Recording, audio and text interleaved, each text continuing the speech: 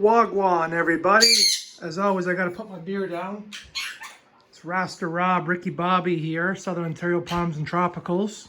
And here's a super common species that I haven't really done any attention to, but yet, and maybe there's a reason why I don't really pay much attention to this species.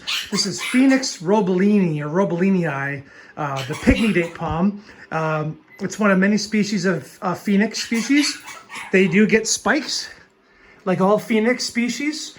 The leaflets, as they come on the petiole, slowly get sharper and sharper until they turn into spikes. The other day, my daughter was doing this with these things, and I was scared poopless. I thought she was going to get stung by it. But so what's kind of neat, and also, here's one of my seedlings. This is what a roebellini seedling looks like. Very thin leaves, very tiny, very slow. This guy is a year old this spring, so that just shows you how slow they are at the seedling stage. So these guys have my vote for one of my top indoor or up north palms to care for indoors.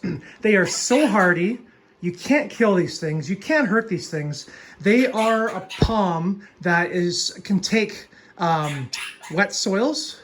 They have very good roots. They're very hardy roots. They're more of adaptable to wet soils. Obviously, you still have to have good drainage. You still have to have oxygen getting to the roots. But in those kind of conditions, they can, like I can't water these things enough. And because these things are like a forest. So in total, that's a 5-gallon pot with 3 of them. That's a 7-gallon pot. It's got 4 of them. So they turn into like a mini forest here indoors. And you prune them all the time, just like you see in resorts. I like to keep mine a little bit more bushier. I see a lot of resorts kind of keep them kind of like this shape, whereas I like them to be spread out wider. But I've had, this guy I've had for 2 years.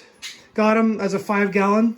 This guy I got last year at Canadian Tire, super $25. I had to buy it. I didn't need it, but for $25, I brought it home and I put it on my back patio. So they are so easy to take care of, like I said. But because there's so many leaves, and because my room is 92 degrees, 56% humidity, which is pretty balmy in here, these things transpire a lot. They are a very palm that needs tropical weather. You don't see them Central Florida or north. If that, I don't like to talk about zones all the time because zones can be questionable. But anyway, so they are definitely a tropical palm. You see them in Southern Florida and the Caribbean, but they're actually from South Asia, South China, Thailand, Vietnam. Out there is where they're actually from. So they are an Asian tropical palm, and they do really well in groups. That's why you always see these guys in groups.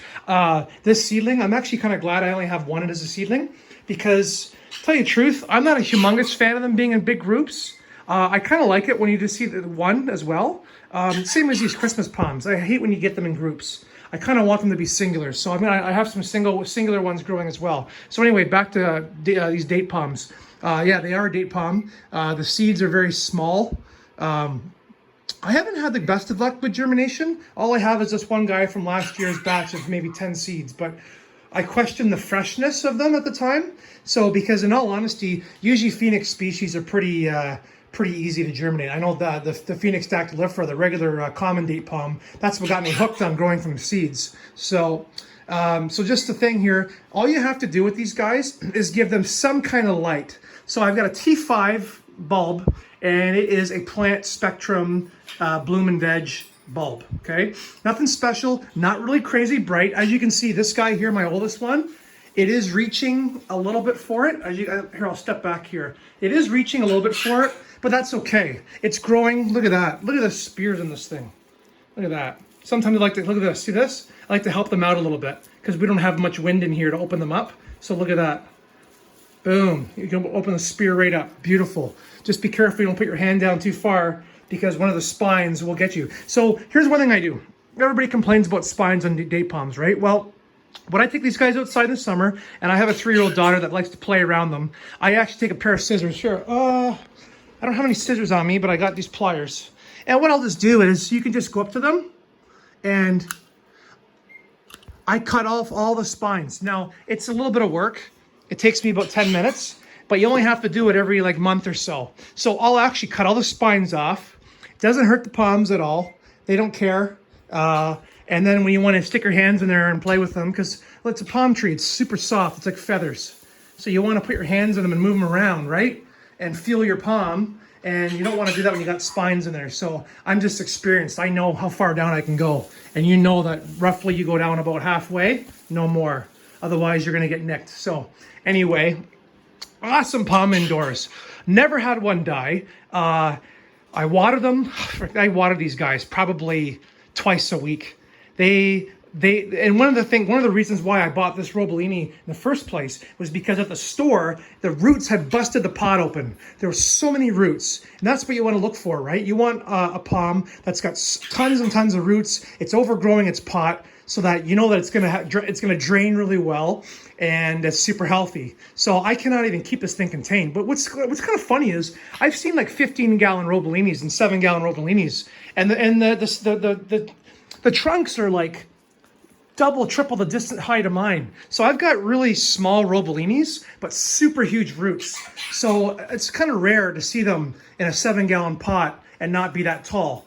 But these things, they put out spears like daily, man. Like there's one I just opened that I showed you. There's another spear right there. There's another spear behind it. Let's see if I can show you. There's another spear coming there. This one just came. This one I just opened. So as you can see here, multiple spears coming up.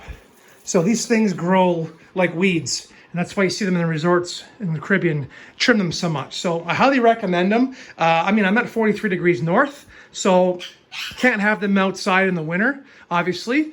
But these things are super hardy, relatively cold hardy to you don't want to freeze them up good.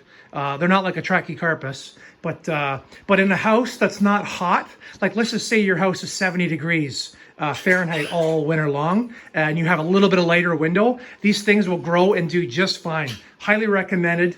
Awesome palm for a starter if you want to buy one at the store. And just be aware, sometimes there's crossbred hybrids out there. A lot of phoenixes hybridize with each other. So this one I thought maybe was a little bit, had a Canary Island mixed into it, but I'm not 100% sure. This looks a little bit different at the trunk than this guy, but we'll see as they get older. Anyway, guys, hope you enjoyed this video, and have a happy Easter. Goodbye.